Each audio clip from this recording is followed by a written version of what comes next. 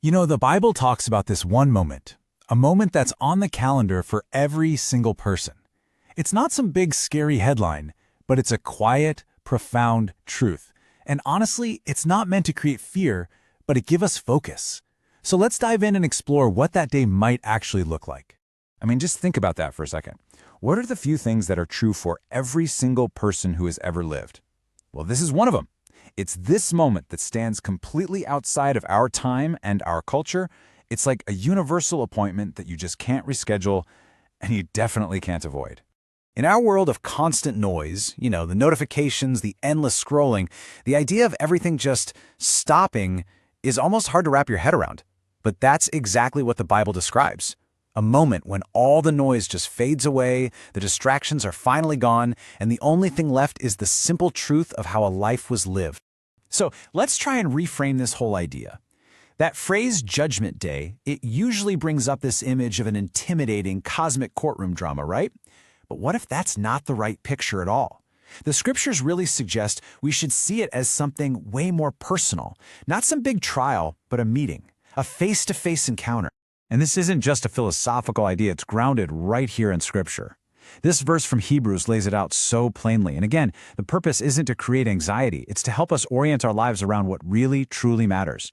It's a call to live with intention, knowing that this meeting is already on the calendar for us. So, when that day comes, what's the focus going to be? Well, it seems it won't start with some kind of performance review of our accomplishments or our failures. Nope. Instead, it begins with something much more fundamental: the state of our relationship with God. This is the first, and you could argue, the most important question of all. And notice the wording here, it's so specific. It's not, what did you know about me? Or, did you agree with all my teachings? It's a deeply personal question of relationship. What did you do with me? It's asking what place Jesus actually truly held in your life. And what's really interesting is the contrast you see. On one side, you have all our human efforts, trying to build our way up through good deeds and religious activity. But on the other side, you see God's measure. It suggests the ultimate standard isn't our activity for God, but our relationship with Him. It really just comes down to trust.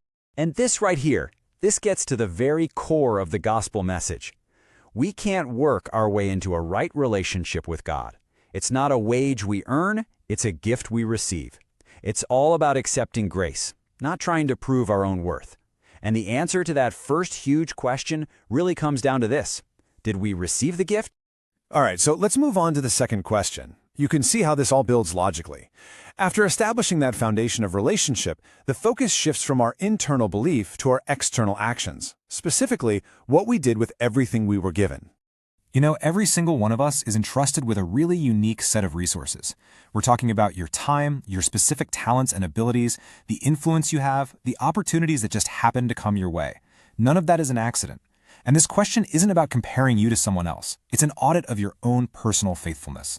And the key word here is faithfulness, not fame or fortune. It always reminds me of that parable of the talents, where the master doesn't ask the servants why they didn't have more. He asked them what they did with what they had.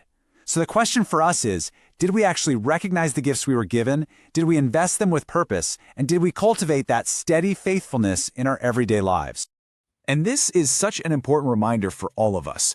True faithfulness rarely makes the headlines. It happens in the quiet, unseen moments of life. The parent who is patiently teaching their child, the employee choosing integrity when nobody is watching, the neighbor who just offers a simple helping hand. These things might seem small to the world, but in heaven's economy, they are absolutely massive. So that brings us to our third and final question. And this one really cuts right to the heart. It examines the practical, tangible evidence of our faith by looking at how we treated the people around us, especially those who are the most vulnerable. Jesus makes this incredibly personal in the Gospel of Matthew. He basically says that how we respond to the hungry, the stranger, the sick, the forgotten, that is exactly how we are responding directly to Him. It's a powerful idea, isn't it? Our love for God is ultimately proven by our love for people. So the crucial takeaway here is that love, in this context, it isn't just a warm feeling or a nice statement. It's an action. It's not about making these grand, dramatic gestures, but it's about consistent, everyday compassion. It's simply about showing up for people when they need it. And this really boils it all down to a fundamental choice we make probably every single day. When we're confronted with the suffering of other people, what's our default response? Do we lean in? Do we move closer and offer whatever we can? Or is it just easier to look away? Now, after thinking about these three pretty profound questions, it would be easy to feel a little overwhelmed. But the goal of this entire reflection isn't to leave us anxious about the future. It's to equip us for the present. These questions aren't just for someday. They are a guide for how to live today. If any of these questions stir something a little unsettling in your heart, that feeling might not actually be fear. It could be an invitation. Because the good news in all of this is that the story isn't over yet. Grace, that unearned, undeserved favor of God, is still available to every single one of us right now. And right alongside that grace, there is mercy. The chance for a fresh start, for real forgiveness, for a complete change of direction. That is still being offered. It's never too late to start reorienting our lives around what truly matters. And this, right here, this is maybe the most empowering takeaway of all.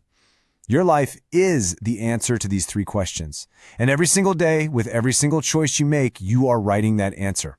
What you do with Jesus, what you do with your gifts, and how you treat others. Your response is being written right now. The only question left is, what story will it tell? We created this channel to be a space for exactly these kinds of reflections. Unhurried, honest, and really focused on the things that truly last. If this was helpful for you, we'd love for you to subscribe and continue the journey with us. Thank you so much for your time and your attention today.